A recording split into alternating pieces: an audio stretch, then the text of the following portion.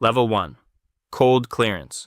The door closes behind you at 4:47 a.m., and the sound it makes is not a click.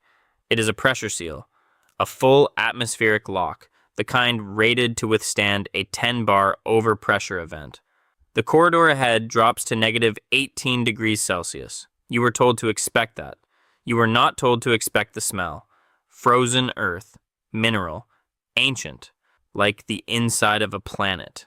You are a Vault Access Technician, VAT Class 1. Your biometric lanyard logs your entry against the SGSV Intake Manifest, the Svalbard Global Seed Vault's internal registry, cross-referenced with the Crop Trust Germplasm Deposit Ledger. You carry nothing. That is protocol. That is also the first invisible rule. No personal items below the 130-meter threshold because the vault does not distinguish between a pocket notebook and a biohazard vector. Your job today is a physical verification audit. Count the black poly-sealed canisters in subroom 7C. Cross them against the depositor nation's accession codes. Log any discrepancy in the GRIN global database before your shift ends. You do this correctly. You do it alone. You feel everything. The cold on your wrists where your gloves end. The silence, which is not actually silence. It is the hum of redundant cooling compressors running at 94% operational load. You are aware of your own heartbeat in a way that is unusual and clinical. You are new here. That is still visible on you. Level 2. Access expansion. 6 months later, your clearance tier upgrades to VAT Class 3. You now hold a secondary key to the permafrost backup system, the passive thermal layer beneath the vault that activates if the mechanical cooling fails. Only 4 people on Earth hold this key. You are the 4th, and the youngest, and the only one without a doctorate. The invisible rule at this level: the backup system has never been formally tested. The documentation says it has. It has not. You file this away. You do not speak it aloud. The smell at level 2 is different. It is the same frozen earth, but now you detect something under it. The faint chemical signature of hermetically sealed foil packets. Thousands of them. Inside canisters, inside rooms, inside a mountain.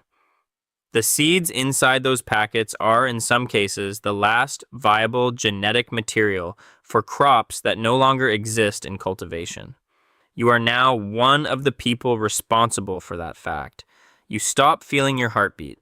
That is the first thing to go. Level 3. The lateral network. You are asked to attend a coordination call between the Crop Trust, the CGIAR system organization, and a private foundation you have never heard of before, but will never forget after. The foundation has deposited 14,000 accessions under a sealed donor agreement.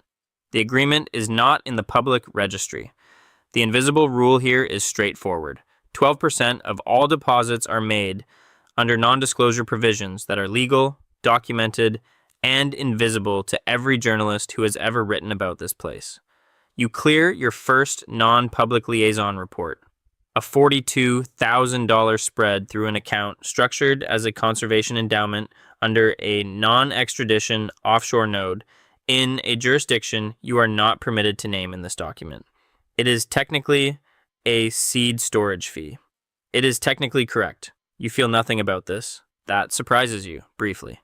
Level 4. Systems Architecture. You are now responsible for the Digital Sequence Information Layer, DSI extraction protocols that allow depositor nations to pull the genomic data of their accessions without physically retrieving seed samples. This is the frontier. It is also where the resource concentration begins to become visible. 3 nations have DSY pull privileges. 163 nations have deposited seeds. The invisible rule. Genomic data derived from a physical sample is not legally subject to the Nagoya Protocol in 12 current bilateral agreements. You are the administrator of those agreements. The temperature at this level is metaphorical. You no longer feel the cold. Level 5, Controlled Scarcity. You have been here 4 years. Your access log shows 1,847 individual vault entries. No one else alive has more than 600.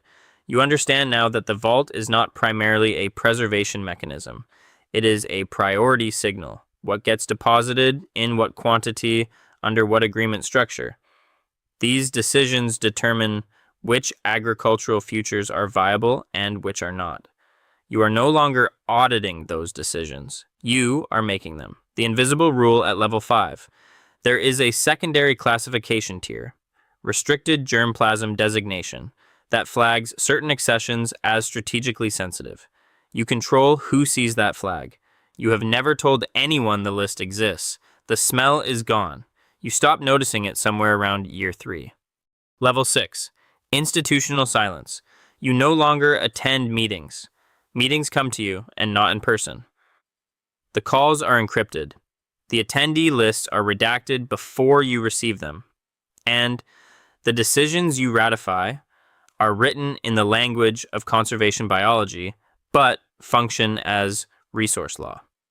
You have not said anything that felt honest in 14 months. This is not distressing. This is ambient. The invisible rule.